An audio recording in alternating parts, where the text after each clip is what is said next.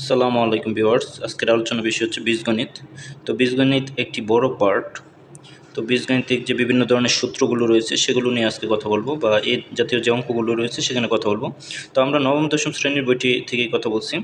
তো নবম দশম শ্রেণীর বইটির বীজগণিতের যে অংশগুলো দেখবেন সেটি হচ্ছে আপনারা এই সূত্রগুলো অবশ্যই ভালোভাবে আয়ত্ত করবেন।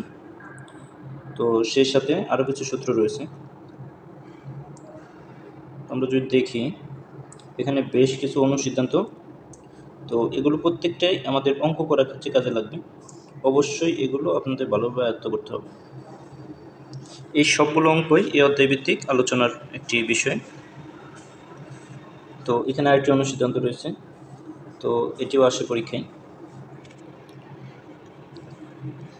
তারপরে আমরা যদি দেখি এখানে একটি গুরুত্বপূর্ণ অনুসিদ্ধান্ত রয়েছে বা সূত্র রয়েছে। তো এগুলো দিয়ে পরীক্ষায় অঙ্ক আসে হরহামেশা। তারপর আরেকটি অঙ্ক রয়েছে, সূত্র রয়েছে, সেটি হচ্ছে এটি। তো এতে বেশ কিছু উদাহরণ রয়েছে, সেই উদাহরণগুলো নিয়ে কথা বললে যদি বলা হয় তাহলে আমরা এই উদাহরণটা দেখতে পারি।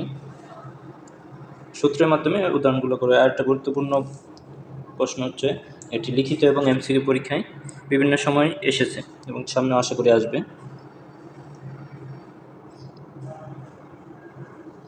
এছাড়া এখানে আরেকটি উদাহরণ হচ্ছে এটি।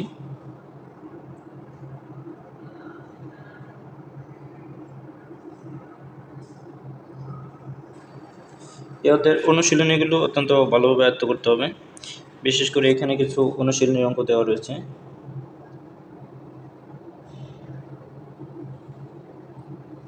এগুলো এমসিকিউ এবং লিখিত উভয় পরীক্ষায় আপনারা পাবেন। তো এই অঙ্কটা খুব গুরুত্বপূর্ণ। এটা তো এগুলো এমসিকিউ পরীক্ষার জন্য এবং লিখিত পরীক্ষার জন্য সম্পূর্ণ অধ্যায়টি আপনাদের আয়ত্ত করতে হবে যদি ম্যাটেরিয়ালের এমসিকিউ পরীক্ষা হয়ে থাকে। এখন আমরা কিছু দেখব ঘন নির্ণয় সূত্র। তো ঘন নির্ণয় সূত্রগুলো খুব গুরুত্বপূর্ণ পরীক্ষার জন্য। বিশেষ করে আপনার সূত্র আয়ত্ত করতে হবে। সূত্র আয়ত্ত করার বিকল্প কিছু নেই। সূত্রগুলো ভালোভাবে পড়তে হবে এবং অনুসিদ্ধান্তগুলো দেখতে হবে।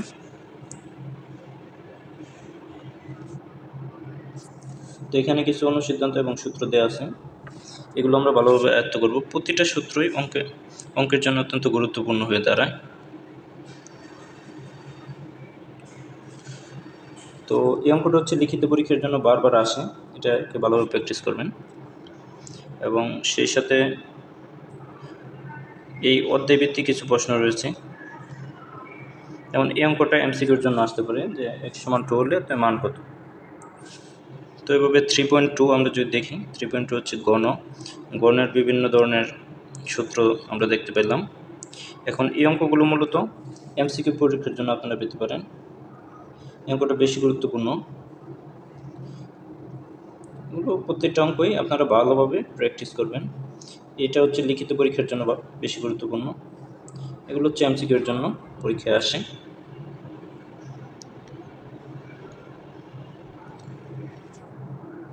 এখানে আরও কিছু অঙ্ক রয়েছে।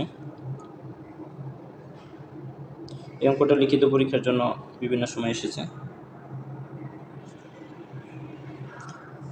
এই অঙ্কটাও লিখিত পরীক্ষার জন্য অত্যন্ত গুরুত্বপূর্ণ। তো এখন আমরা কিছু উৎপাদক বিশ্লেষণ দেখব। উৎপাদক বিশ্লেষণ আপনারা জানেন চাকরি পরীক্ষার প্রাণ বলা যায়। বিভিন্ন চাকরি পরীক্ষায় উৎপাদক বিশ্লেষণগুলো আসে, তার মধ্যে এখানে একটা উৎপাদক বিশ্লেষণ দেওয়া আছে। তো এগুলো ভালোভাবে প্র্যাকটিস করবেন, বিভিন্নভাবে প্র্যাকটিস করতে হবে আপনাদের। এবং সেই সাথে আরও কিছু অঙ্ক আমি দেখাবো আপনাদের, যেগুলো অবশ্যই করতে হবে। তার মধ্যে উদাহরণ 26 রয়েছে। উৎপাদকের বিশ্লেষণ, এখানে একটি উদাহরণ রয়েছে।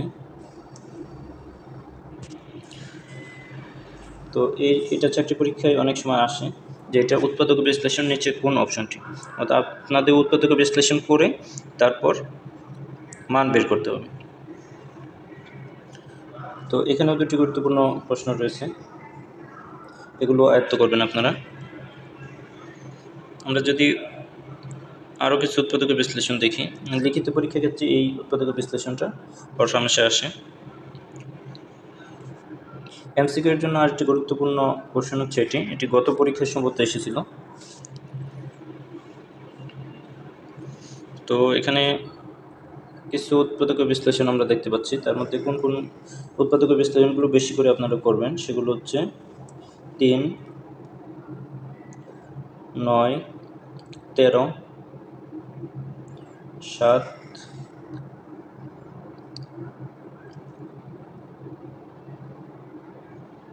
14, 8, 6। তো এগুলো খুব ভালোভাবে করবেন। এছাড়া আরও কিছু উৎপাদক বিশ্লেষণ রয়েছে, তার মধ্যে হচ্ছে 15। এই অঙ্কটা লিখিত পরীক্ষার জন্য অত্যন্ত গুরুত্বপূর্ণ। এটা এমসিকিউ পরীক্ষার জন্য, এটা এমসিকিউ পরীক্ষার জন্য, এমসিকিউ পরীক্ষার জন্য, এটা লিখিত পরীক্ষার জন্য গুরুত্বপূর্ণ।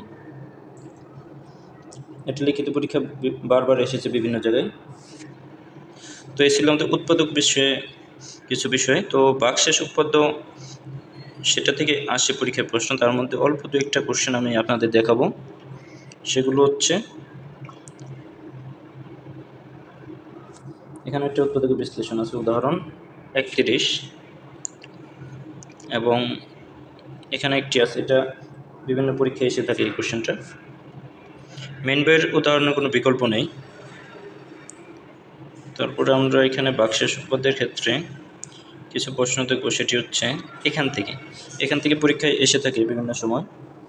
তো এগুলোর মধ্যে এই অঙ্কটা হচ্ছে বেশি গুরুত্বপূর্ণ, এটা বিভিন্ন পরীক্ষায় এসেছে। এই অঙ্কটা করবেন আপনারা, এবং এখান থেকে অল্প কিছু প্র্যাকটিস করলেই হবে। আর যাদের বেশি ভালো মনে থাকে তারা সবগুলোই করবেন। তো এতে এতটা গুরুত্বপূর্ণ নয় চাকরি পরীক্ষায়, তবে বাস্তব সমস্যা সমাধানে বীজগণিতের সূত্র গঠন ও প্রয়োগ এই অধ্যায়টি অত্যন্ত গুরুত্বপূর্ণ, যেখান থেকে গত পরীক্ষায় 2টি প্রশ্ন এসেছিল। তো নল চৌবাচ্চা বিষয়ক অঙ্ক থাকে পরীক্ষায়, লাভ ক্ষতি বিষয়ক অঙ্ক থাকে। তো এই যে অঙ্কটা দেখতে পাচ্ছেন, ক্রীড়া অনুষ্ঠানের যে বার্ষিক ক্রীড়া অনুষ্ঠানে একটি বনভোজনের আয়োজন করা হয়, এই অঙ্কটা অত্যন্ত গুরুত্বপূর্ণ, এটা ভালো করবেন আপনারা। এখানে যদি উদাহরণ উত্তরটি দেওয়া আছে। তারপরে এমসিকিউর জন্য এই অঙ্কটা খুবই গুরুত্বপূর্ণ, বিশেষ করে এটা অত্যন্ত গুরুত্বপূর্ণ। তারপরে আপনারা যে অঙ্কটি দেখতে পাচ্ছেন নল চৌবাচ্চার ক্ষেত্রে, নল চৌবাচ্চা চাকরি পরীক্ষায় বিভিন্ন ধরনের প্রশ্ন আছে, তার মধ্যে এই অঙ্কটা খুবই গুরুত্বপূর্ণ। প্রসেসগুলো আপনারা অবশ্যই জানবেন কিভাবে করতে হয়। তো এখান থেকে যে কোশ্চেনটা বলুন সেটা হচ্ছে কোশ্চেন নাম্বার 1 বনভোজনেরটা, এবং গ নম্বরটা। চাকরি পরীক্ষা লিখিত পরীক্ষার ক্ষেত্রে এই অঙ্কটা সবচেয়ে বেশি এসে থাকে। অঙ্কটা ভালো করবেন, প্র্যাকটিস করবেন। এমসিকিউর জন্য এই অঙ্কটা গুরুত্বপূর্ণ। সরল মুনাফা চক্রবৃদ্ধি মুনাফা গত পরীক্ষায় প্রশ্ন এসেছিল, প্রসেসটা ভালো খেয়াল করবেন। তো গত পরীক্ষায় এই জাতীয় একটা প্রশ্ন এসেছিল, তো এই অঙ্কগুলো একটু ভালোভাবে আপনারা প্র্যাকটিস করবেন। মাধ্যমিক পর্যায়ে অঙ্কগুলো খুব গুরুত্বপূর্ণ হয়ে দাঁড়ায়। তো এখন আমরা দেখব উদাহরণ শেষ অনুশীলনীর ক্ষেত্রে এখানে অনুশীলনীর যে এমসিকিউগুলো দেওয়া আছে সেগুলো একটু ভালোভাবে প্র্যাকটিস করবেন। তো আমরা মেন অঙ্কে চলে যাই। এই অঙ্কগুলোর ক্ষেত্রে আপনারা 15, 16 এবং 17 এগুলো অত্যন্ত গুরুত্বপূর্ণ, এগুলো আপনাদের প্র্যাকটিস করার কোনো বিকল্প নেই। তারপরে এখান থেকে হচ্ছে 19, 21, 22, এখান থেকে এই কোডটি দেখবেন। লিখিত পরীক্ষার ক্ষেত্রে এই অঙ্কটা বেশি এসে থাকে, যদিও মেট্রোরেলের পরীক্ষা এমসিকিউ, সেক্ষেত্রে আপনারা এই অঙ্কটা দেখবেন, এটা এমসিকিউর জন্য গুরুত্বপূর্ণ, এটা লিখিত পরীক্ষার জন্য খুব গুরুত্বপূর্ণ। এটাও লিখিত পরীক্ষা, তবে এমসিকিউ আসতে পারে। এটা এমসিকিউ বা লিখিত দুই পরীক্ষার জন্য গুরুত্বপূর্ণ। তারপরে হচ্ছে এটা,